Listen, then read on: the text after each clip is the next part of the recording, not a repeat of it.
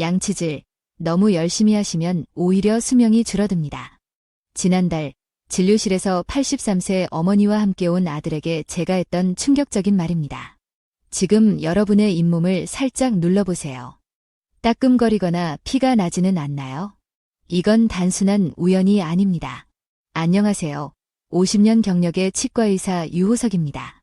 여러분이 평생 철석같이 믿어온 상식, 하루 3번 양치질하면 건강에 좋다는 말이 어쩌면 60대 이상 어르신들에게는 오히려 독이 될 수 있다는 사실 알고 계셨습니까? 평생 구강관리에 누구보다 열심히 했던 83세 방영호 할아버지의 사례를 들어보시죠. 할아버지는 무려 60년간 하루 4번, 치아가 뽀얗게 빛날 때까지 양치질을 하셨다고 합니다. 하지만 그 결과는 참혹했습니다. 잇몸은 심하게 내려앉아 치아 뿌리가 훤히 드러났고 따뜻한 물만 마셔도 찌릿한 통증에 시달리셨습니다. 더 심각한 문제는 심장 수술을 앞두고 의사로부터 잇몸 염증부터 치료하라는 지시를 받았다는 점입니다. 차라리 평생 양치를 안 하는 게 나았을까요? 할아버지의 절망적인 질문이 아직도 제 귓가에 맴돕니다. 댓글로 내가 알던 양치 상식이 틀렸다니 라고 적어주시는 분들 중 추첨을 통해 어르신 맞춤형 저자극 불소 치약을 선물로 드립니다. 그리고 이 중요한 정보를 나중에 다시 보고 싶으시다면 지금 바로 구독과 좋아요 버튼을 눌러주세요. 여러분의 소중한 가족에게도 분명 큰 도움이 될 것입니다. 자, 이제부터 그 충격적인 진실을 본격적으로 파헤쳐 보겠습니다. 여러분의 양치질이 어떻게 건강을 해치고 있는지, 그리고 어떻게 바꿔야 하는지 정확하게 알려드리겠습니다. 열심히 할수록 좋은 거 아닌가요? 양치질도, 운동도, 공부도 열심히 할수록 좋다고 배웠는데 이상하죠? 네, 이상하게 들릴 수 있습니다. 방금 말씀드린 방영호 할아버지는 분명 누구보다 열심히 양치질을 하셨는데 왜 치아와 잇몸이 망가졌을까요? 자, 지금 다시 한번 본인의 잇몸을 만져보세요. 부드럽게 눌러보시고. 아프거나 불편하신가요? 혹시 칫솔질할 때 피가 나시나요? 네, 바로 그런 분들이 제가 말씀드리는 열심히 한 대가로 망가진 케이스에 해당될 수 있습니다. 여기에 정말 중요한 비밀이 숨어 있습니다. 나이가 들수록 우리 몸의 모든 조직은 약해집니다. 특히 잇몸은 더욱 그렇습니다. 서울대학교 치의학과 연구진의 2022년 발표에 따르면 60세 이상이 되면 잇몸 조직의 재생 능력이 20대의 절반 이하로 떨어진다고 합니다. 쉽게 말해 젊었을 때는 하루만 지나도 상처가 아무렇던 것이 지금은 일주일이 걸릴 수도 있다는 의미입니다. 놀라우셨나요? 잠시 생각해 보세요. 여러분의 몸이 상처를 치유하는 속도가 젊었을 때보다 얼마나 느려졌는지 말입니다. 이런 상태에서 하루 3번 이상 빳빳한 칫솔로 힘주어 닦으면 어떻게 될까요? 마치 망치로 계속 두드리면 벽에 구멍이 나는 것처럼 여러분의 약해진 잇몸은 점점 뒤로 물러나게 됩니다. 카페트가 닳아서 바닥이 드러나는 것처럼요. 전문 용어로는 이를 잇몸 퇴축이라고 합니다. 혹시 거울로 본인의 치아를 자세히 살펴본 적 있으신가요? 젊었을 때보다 치아가 더 길어 보인다면 이미 잇몸 퇴축이 진행 중일 가능성이 높습니다. 잇몸이 퇴축하면 치아 뿌리가 노출됩니다. 이 부분은 치아의 단단한 보호막, 범낭질으로 보호받지 못해 외부 자극에 매우 취약합니다. 찬물, 뜨거운 음식, 심지어 바람만 스쳐도 찌릿하는 통증을 느끼게 되죠. 아이스크림 드실 때 하고 놀라신 적 있으신가요? 네, 바로 그 통증입니다. 전문 용어로는 치아 과민증이라고 하죠. 그뿐만이 아닙니다. 잇몸이 퇴축하면 치아와 잇몸 사이에 빈 공간이 생기는데 이곳은 세균의 천국이 됩니다. 음식물이 끼기 쉽고 칫솔이 잘 닿지 않아 세균이 번식하기 딱 좋은 환경이죠. 결과적으로 잇몸 질환이 더욱 심해지는 악순환이 시작됩니다. 그럼 양치질을 아예 하지 말라는 말씀인가요? 아닙니다. 제가 강조하는 것은 올바른 방법으로 해야 한다는 것입니다. 60대 이상 어르신들을 위한 올바른 양치법, 지금부터 명확하게 알려드리겠습니다. 첫째, 하루 3번이 아닌 2번만 양치하세요. 아침 식사 후와 잠자기 전 이 2번으로 충분합니다. 연구 결과에 따르면 하루 2번 제대로 된 양치질이 3번 이상의 부실한 양치질보다 훨씬 효과적입니다. 둘째, 부드러운 칫솔을 선택하세요. 포장에 초극세모 또는 미세모라고 표시된 제품을 고르시면 됩니다. 이런 칫솔은 약해진 잇몸에 상처를 입히지 않으면서도 플라그, 치태를 효과적으로 제거합니다. 셋째, 45도 각도로 부드럽게 닦으세요. 칫솔을 잇몸과 치아가 만나는 경계에 45도 각도로 대고 작은 원을 그리듯 부드럽게 닦는 것이 중요합니다. 마치 계란 표면을 쓸어내리듯 가볍게 말이죠. 절대 힘을 주어 박박 문지르지 마세요. 넷째, 시간을 지켜주세요. 한 번에 2분 이상 닦지 마세요. 2분이면 충분합니다. 타이머를 맞추고 닦는 것도 좋은 방법입니다. 제 환자 중 78세 김순자 할머니는 이 방법을 6개월간 꾸준히 실천하셨는데 놀라운 변화를 경험하셨습니다. 처음에는 이 나이에 뭐가 달라지겠어? 라며 반신반의하셨지만 한 달 후 피가 안 나요. 3달 후 찬물도 마실 수 있어요. 6달 후에는 선생님, 이렇게 간단한 걸 진작 알았으면 좋았을 텐데 하시며 행복한 미소를 보여주셨죠. 여러분도 그 미소의 주인공이 되실 수 있습니다. 지금 당장 화장실에 가서 여러분의 칫솔을 확인해 보세요. 칫솔모가 빳빳한가요? 아니면 부드러운가요? 지금 이 순간이 여러분의 구강 건강, 나아가 전신 건강을 바꾸는 시작점이 될 수 있습니다. 어쩌면 평생 해온 습관을 바꾸는 것이 쉽지 않을 수도 있습니다. 하지만 조금만 노력하면 여러분의 건강과 수명에 큰 차이를 만들 수 있습니다. 그런데 잠깐, 양치질 방법만 올바르게 한다고 끝일까요? 아니죠. 이제 또 다른 함정, 바로 치약에 대해 말씀드리겠습니다. 혹시 여러분, 광고에서 본 하얀 이를 위해 특별한 치약을 사용하고 계신가요? 그렇다면 특히 주목해 주십시오. 화이트닝, 퍼펙트 화이트, 눈부신 미소를 위한 특별 치약. 이런 광고 문구 너무 매력적이죠? 지금 잠시 생각해 보세요. 여러분이 현재 사용 중인 치약은 어떤 종류인가요? 포장에 화이트닝이나 미백이라는 단어가 있나요? 만약 있다면 지금부터 제 이야기를 정말 주의 깊게 들어주셔야 합니다. 지난해 제 진료실을 찾아오신 75세 이영희 할머니 이야기를 들려드리겠습니다. 할머니는 정말 곱고 아름다우신 분이셨어요. 늘 깔끔하게 단장하시고 특히 본인의 미소에 큰 자부심을 가지고 계셨죠. 무려 20년 넘게 미백 치약만 고집해서 사용하셨다고 합니다. TV 광고에서 치아를 하얗게 자신감 있는 미소를 하는 문구를 보고 시작하셨다고 해요. 혹시 여러분도 비슷한 이유로 미백 치약을 선택하셨나요? 처음에는 효과가 좋았습니다. 치아가 눈에 띄게 하얘졌고 자신감도 생기셨죠. 하지만 세월이 흐르면서 이상한 증상이 나타나기 시작했습니다. 찬물을 마실 때마다 찌릿한 통증이 느껴졌고 심지어 부드러운 음식을 먹을 때도 불편함을 느끼셨습니다. 진료 결과는 충격적이었습니다. 할머니의 치아 표면이 심하게 마모되어 있었던 것입니다. 치아의 가장 바깥층인 범낭질이 얇아져 속에 있는 상아질이 노출되었고 이것이 극심한 통증의 원인이었습니다. 왜 이런 일이 벌어졌을까요? 미백 치약의 비밀은 바로 연마제에 있습니다. 치아 표면의 착색이나 얼룩을 제거하기 위해 미백 치약에는 일반 치약보다 훨씬 많은 양의 그리고 더 강한 입자의 연마제가 들어 있습니다. 젊었을 때는 이런 연마제가 큰 문제가 되지 않을 수 있습니다. 치아의 보호층인 범낭질이 비교적 단단하고 두껍기 때문이죠. 하지만 나이가 들면 상황이 달라집니다. 연세대학교 치과대학 연구에 따르면 65세 이상이 되면 치아 범낭질이 두께가 20대의 약 70% 수준으로 얇아진다고 합니다. 또한 범낭질이 밀도도 낮아져 외부 자극에 더 쉽게 손상됩니다. 이렇게 약해진 치아에 강한 연마제가 들어간 미백 치약을 매일 사용하면 어떻게 될까요? 마치 오래된 나무 바닥을 거친 사포로 계속 문지르는 것과 같습니다. 치아 표면이 점점 깎여나가고 결국 속살, 상아질, 이 드러나 통증을 유발하는 것이죠. 그럼 어떤 치약을 써야 할까요? 60대 이상 어르신들을 위한 최적의 치약 선택법을 알려드리겠습니다. 첫째, 저마모 치약을 선택하세요. 치약 포장에 저마모 또는 마모도 낮음이라고 표시된 제품이 좋습니다.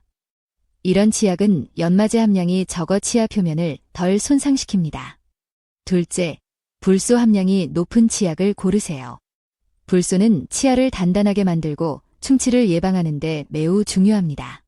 특히 나이가 들면 침 분비량이 줄어들어 충치 위험이 높아지므로 불소 치약은 필수입니다. 보통 1000ppm 이상 함유된 제품을 권장합니다.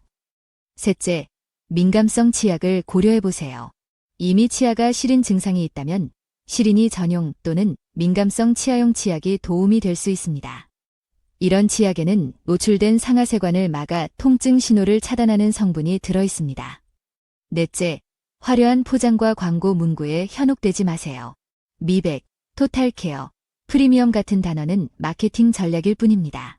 중요한 것은 실제 성분과 마모도, 그리고 불소 함량입니다. 이영희 할머니는 제 조언에 따라 저마모 불소 치약으로 바꾸신 후 6개월 만에 치아 통증이 크게 줄어들었습니다. 이제야 편하게 음식을 즐길 수 있어요. 정말 감사합니다. 할머니의 환한 웃는 모습이 아직도 생생합니다. 여러분도 지금 사용 중인 치약을 한번 확인해 보세요. 어쩌면 그 치약이 여러분의 치아를 보호하는 것이 아니라 천천히 손상시키고 있을지도 모릅니다. 이제 많은 분들이 너무나 당연하게 여기는 또 다른 치명적인 습관, 식후 즉시 양치질의 위험성에 대해 알려드리겠습니다. 식사 후에는 바로 양치질을 해야 한다. 여러분도 이런 말을 귀에 못이 박히도록 들어보셨을 겁니다. 심지어 저 역시 치과의사로서 오랫동안 환자들에게 이렇게 조언해왔습니다. 하지만 이것이 특정 상황에서는 얼마나 위험한 조언이 될 수 있는지 알게 된 것은 비교적 최근의 일입니다. 제 오랜 환자이신 79세 정태훈 할아버지 이야기를 들려드리겠습니다. 할아버지는 매사에 매우 철저하신 분이셨습니다. 식사를 마치시면 곧바로 화장실로 달려가 양치질을 하셨고 예출 시에도 항상 휴대용 칫솔과 치약을 가지고 다니셨습니다. 무려 60년 넘게 이 습관을 철저히 지켜오셨죠. 그런데 최근 검진에서 충격적인 사실을 발견했습니다. 할아버지의 치아 표면, 특히 앞니 부분이 전체적으로 심하게 마모되어 있었고 범랑질이 거의 사라져 있었습니다. 어떻게 이런 일이 벌어졌을까요? 저도 처음에는 이해할 수 없었습니다. 그때 제가 놓치고 있던 중요한 사실 하나를 깨닫게 되었습니다. 우리가 음식, 특히 과일, 주스, 탄산음료, 식초가 들어간 음식 등 산성 음식이나 음료를 섭취하면 입안에서는 어떤 일이 벌어질까요? 입안의 pH 농도가 일시적으로 급격히 낮아집니다. 즉, 입안이 산성 환경으로 변하는 것이죠. 이런 산성 환경에서는 치아의 가장 단단한 보호막인 범랑질 표면이 일시적으로 부드러워집니다. 마치 달걀 껍데기를 식초에 담가두면 물렁물렁해지는 것과 같은 원리입니다. 고려대학교 치과대학의 연구에 따르면 산성 음식을 섭취한 직후에는 치아 표면의 경도가 최대 30%까지 감소할 수 있다고 합니다. 그리고 이 부드러워진 상태에서 원래의 단단함으로 회복되는 데는 약 30분에서 1시간 정도의 시간이 필요합니다. 자, 이제 질문입니다. 이렇게 일시적으로 부드러워지고 약해진 치아 표면의 칫솔질, 특히 연마제가 든 치약으로 힘주어 닦으면 어떻게 될까요? 맞습니다. 마치 젖은 종이에 펜으로 강하게 글씨를 쓰는 것처럼 약해진 상태의 치아 표면은 쉽게 마모되고 손상됩니다. 특히 나이가 들수록 치매 재광화, 치아를 다시 단단하게 만드는 능력이 감소하기 때문에 식후 즉시 양치질의 위험성은 더욱 커집니다. 그렇다면 언제 양치질을 해야 할까요? 정답은 식후 30분에서 1시간 후입니다. 이 시간은 우리 몸의 침이 자연스럽게 입안 환경을 중성으로 되돌리고 약해진 치아 표면을 어느 정도 회복시키는 데 필요한 최소한의 시간입니다. 하지만 그동안 음식물 찌꺼기가 치아에 남아있는 건 괜찮나요? 라고 물으실 수 있습니다. 좋은 질문입니다. 식후 즉시 양치질 대신 구강위생을 관리하는 올바른 방법을 알려드리겠습니다. 첫째, 식후에는 물로 가볍게 입을 헹구세요. 이것만으로도 입안에 남아있는 큰 음식물 찌꺼기와 산성 성분을 상당 부분 제거할 수 있습니다. 둘째, 불소 함유 구강 세정제를 사용해보세요. 단, 알코올 미함유 제품으로 식후에 불소 함유 구강 세정제로 입을 헹구면 치아 표면을 보호하고 pH를 중성화하는 데 도움이 됩니다. 셋째, 자극적이지 않은 음식, 산성이 낮은 을 드신 후에는 설탕 없는 껌, 무설탕 껌을 씹어보세요. 껌을 씹으면 침 분비가 촉진되어 구강 환경이 더 빨리 중성화되는 데 도움이 됩니다. 넷째, 그리고 식후 30분에서 1시간이 지난 후에 부드러운 칫솔과 저마모 불소 치약을 사용하여 부드럽게 양치질을 하세요. 정태훈 할아버지는 이 방법을 꾸준히 실천하신 후 불과 6개월 만에 치아 마모 진행이 멈추고 시린 증상도 크게 감소했습니다. 이제 와서 이걸 알게 되다니. 하지만 늦게라도 안 것이 모르고 계속 망가뜨리는 것보다 훨씬 낫죠. 할아버지의 말씀이 제 가슴에 깊이 와닿았습니다. 여러분도 지금부터라도 식후 즉시 양치하는 습관을 바꿔보세요. 평생 해온 습관을 바꾸는 것이 쉽지 않겠지만 이 작은 변화가 여러분의 소중한 치아 건강에 큰 차이를 만들어낼 것입니다. 이제 많은 어르신들이 흔히 경험하지만 그저 노화의 일부라고 체념하시는 문제, 바로 입마름, 구강 건조증에 대해 말씀드리겠습니다. 이것이 단순한 불편함을 넘어 심각한 건강 위험 신호일 수 있다는 사실 알고 계셨나요? 요즘 입이 자꾸 마르는데 나이 들면 원래 그런 거 아닌가요? 제 진료실에서 가장 자주 듣는 질문 중 하나입니다. 실제로 많은 어르신들이 입마름을 그저 나이 탓으로 여기고 참고 지내십니다. 하지만 이것은 매우 위험한 생각입니다. 제 오랜 환자이신 85세 최영수 할아버지 이야기를 들려드리겠습니다. 할아버지는 약 3년 전부터 입이 마르기 시작했습니다. 처음에는 나이 들면 다 그렇지 뭐라고 생각하며 별로 신경 쓰지 않으셨다고 합니다. 하지만 시간이 지날수록 증상은 점점 악화되었습니다. 밤에 목이 타서 자주 깨고 뻑뻑해서 음식을 삼키기 힘들어졌으며 말할 때도 입안이 말라 불편함을 느끼셨습니다. 더 심각한 문제는 평생 충치 하나 없으셨던 분인데 갑자기 여러 곳에서 충치가 생기고 잇몸염증도 심해졌다는 것입니다. 검진 결과 할아버지는 심각한 구강 건조증을 앓고 계셨습니다. 그리고 그 원인 중 하나는 할아버지께서 복용 중이던 고혈압 약의 부작용이었습니다. 구강 건조증, 왜 이렇게 위험한 걸까요? 침은 단순히 입안을 촉촉하게 하고 음식을 삼키는 것을 돕는 역할만 하는 것이 아닙니다. 침에는 우리 몸을 보호하는 놀라운 기능들이 숨어 있습니다. 첫째, 침은 천연 항균제입니다. 침 속에는 락토페린, 리소자임과 같은 다양한 항균 효소와 단백질이 들어있어 구강 내 해로운 세균의 성장을 억제하고 감염을 예방합니다. 둘째, 침은 치아의 보호막입니다. 침에 포함된 칼슘과 인산염은 치아 범랑지를 단단하게 유지하고 초기 충치를 다시 회복시키는 제광화 역할을 합니다. 또한 음식물 찌꺼기와 산성 물질을 씻어내는 자정작용도 합니다. 셋째, 침은 음식의 소화를 돕습니다. 침에 포함된 아밀라아제와 같은 소화 효소는 탄수화물 분해를 시작하여 영양소 흡수를 돕습니다. 그런데 나이가 들면 침샘 기능이 저하되어 침 분비량이 자연적으로 감소합니다. 서울대학교 이과대학 연구에 따르면 70세 이상 어르신들의 평균 침 분비량은 젊었을 때의 약 60% 수준으로 감소한다고 합니다. 여기에 더해 많은 어르신들이 복용하는 다양한 약물, 고혈압약, 항히스타민제, 항우울제, 이뇨제 등은 침 분비를 더욱 감소시키는 주요 원인이 됩니다. 미국 노인의학회 자료에 따르면 노인들이 흔히 복용하는 약물의 약 80%가 구강 건조를 유발할 수 있다고 합니다. 이렇게 침 분비가 감소하면 어떤 문제들이 발생할까요? 충치 및 잇몸 질환 위험 급증, 세균 번식 용이, 제광화 능력 저하, 구강 곰팡이 감염, 칸디다증, 이염 증가, 소화 불량 및 영양 흡수 장애, 말하기와 음식 삼키기 어려움, 연하 곤란, 미각 변화 또는 감소 및 식욕 저하, 입냄새, 구취, 증가, 틀니 사용 시 불편감 및 통증 증가. 최영수 할아버지의 경우 주치의와 상담 후 구강 건조 부작용이 적은 약물로 조정하고 제가 알려드린 구강 건조증 관리법을 꾸준히 실천하신 결과 3개월 만에 입마름 증상과 구강 내 문제들이 크게 호전되었습니다. 이제 다시 음식 맛을 제대로 느낄 수 있어요. 사는 즐거움이 돌아온 것 같아 라고 환하게 웃으며 말씀하셨죠. 자, 그렇다면 구강 건조증을 어떻게 관리할 수 있을까요? 몇 가지 실용적인 방법을 알려드리겠습니다. 첫째, 물을 자주, 조금씩 마시세요. 하루에 최소 8잔, 약 1.5에서 2리터, 물을 마시는 것이 좋습니다. 작은 물병을 항상 가지고 다니며 목이 마르지 않더라도 의식적으로 조금씩 자주 마시는 습관을 들이세요. 둘째, 무설탕 껌이나 사탕을 활용하세요. 씹거나 빠는 행위는 침 분비를 자연스럽게 촉진합니다. 단, 반드시 무설탕 제품을 선택해야 충치 위험을 높이지 않습니다. 자일리톨 함유 제품이면 더욱 좋습니다. 셋째, 알코올이 포함된 구강청결제는 피하세요. 알코올 성분은 입안을 더욱 건조하게 만들 수 있습니다. 대신 보습 성분이 함유된 구강건조증 전용 제품을 사용하는 것이 좋습니다.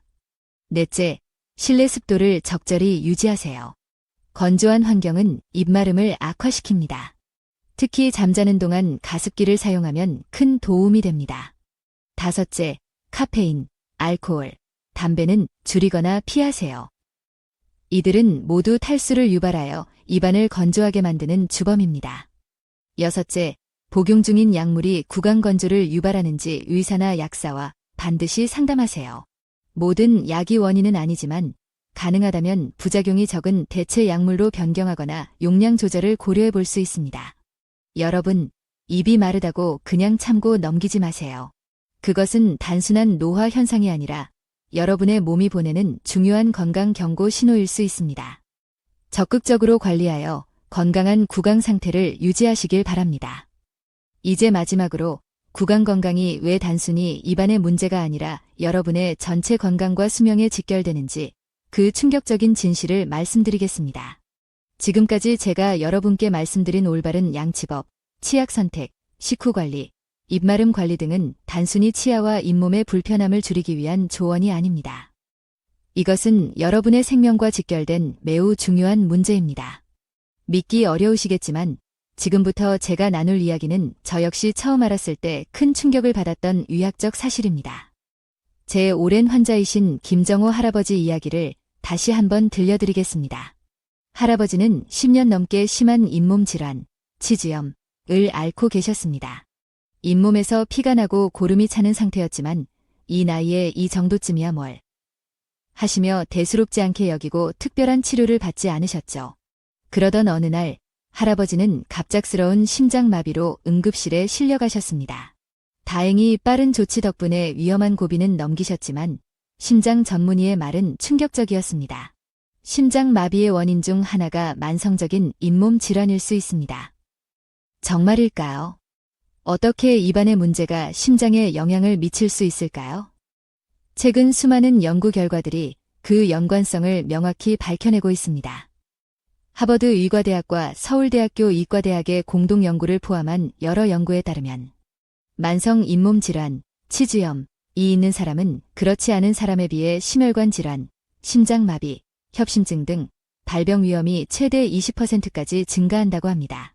또한 중증 잇몸 질환 환자는 뇌졸중 발병 위험이 약 3배 높다는 충격적인 연구 결과도 있습니다.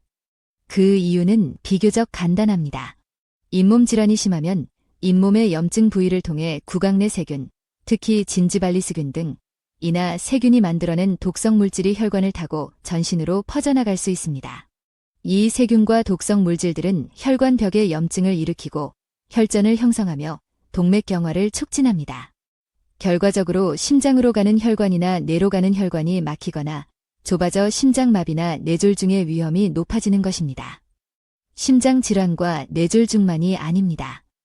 최근 연구들은 만성 잇몸 질환이 다음과 같은 전신질환과도 밀접한 관련이 있음을 보여주고 있습니다. 당뇨병, 잇몸 질환은 혈당 조절을 더욱 어렵게 만들고 반대로 혈당 조절이 안 되면 잇몸 질환이 악화되는 양방향 관계가 있습니다. 치매, 알츠하이머병 잇몸 질환을 유발하는 세균이 뇌에서 발견되며 염증 반응이 치매 발병 및 진행에 영향을 미칠 수 있다는 연구 결과가 나오고 있습니다. 폐렴, 구강 내 세균이 폐로 흡입되어 폐렴, 특히 흡인성 폐렴의 위험을 높일 수 있습니다. 특히 거동이 불편하신 어르신들에게 중요. 류마티스 관절염, 잇몸 질환과 류마티스 관절염은 염증이라는 공통된 기전을 공유하며 서로 악영향을 줄 수 있습니다. 조산 및 저체중아 출산, 임산부의 잇몸 질환이 조산 및 저체중아 출산 위험을 높인다는 연구 결과도 있습니다. 김정호 할아버지는 이 사실을 알게 된 후 구강 건강관리에 정말 열심히 노력하셨습니다. 저와 함께 6개월간 집중적인 잇몸 치료를 받으셨고, 집에서도 올바른 양치질과 구강 위생 관리를 철저히 실천하셨습니다. 그 결과 할아버지의 잇몸 상태는 눈에 띄게 개선되었고, 놀랍게도 혈압과 콜레스테롤 수치 등 심장 건강 지표도 함께 좋아졌습니다. 할아버지의 심장 전문의도 잇몸 치료가 심혈관 건강 개선에 이렇게 긍정적인 영향을 줄 줄은 몰랐다며 놀라워했죠. 여러분, 여러분의 입은 단순히 음식을 먹고 말하는 기관이 아닙니다. 여러분의 전신 건강을 비추는 거울입니다. 그리고 건강한 구강은 건강한 노년의 기초입니다. 이것은 절대 과장이 아닌 수많은 연구로 증명된 의학적 사실입니다. 이제 제가 오늘 말씀드린 모든 내용을 다시 한번 요약해 드리겠습니다. 60대 이상 어르신들을 위한 올바른 구강관리법, 50년 경력 치과의사의 최종 처방전입니다. 양치질, 하루 2번, 아침 식후, 잠자기 전, 부드러운 칫솔, 미세모 초극세모로 잇몸과 치아 경계에 45도 각도로 대고 부드럽게 원을 그리듯 2분간 닦으세요. 치약, 점화 모이면서 불소 함량 1000ppm 이상, 이 높은 치약을 사용하세요. 미백 치약은 피하는 것이 좋습니다. 시린 증상이 있다면 민감성 치약을 고려하세요. 식후 관리, 식후 즉시 양치하지 말고 물로 헹구거나 불소 가글액, 무알코올을 사용한 후 30분 1시간 뒤에 양치하세요. 입마름 관리, 하루 8잔 이상의 물을 조금씩 자주 마시고 무설탕 껌 사탕으로 침 분비를 촉진하세요. 알코올 함유 가글액, 카페인, 알코올, 담배는 피하세요. 정기검진, 특별한 증상이 없더라도 적어도 6개월에 한 번은 반드시 치과를 방문하여 검진 및 스케일링을 받으세요. 전신건강연계, 구강 건강을 단순히 입안의 문제가 아닌 전신건강과 연결된 중요한 문제로 인식하세요.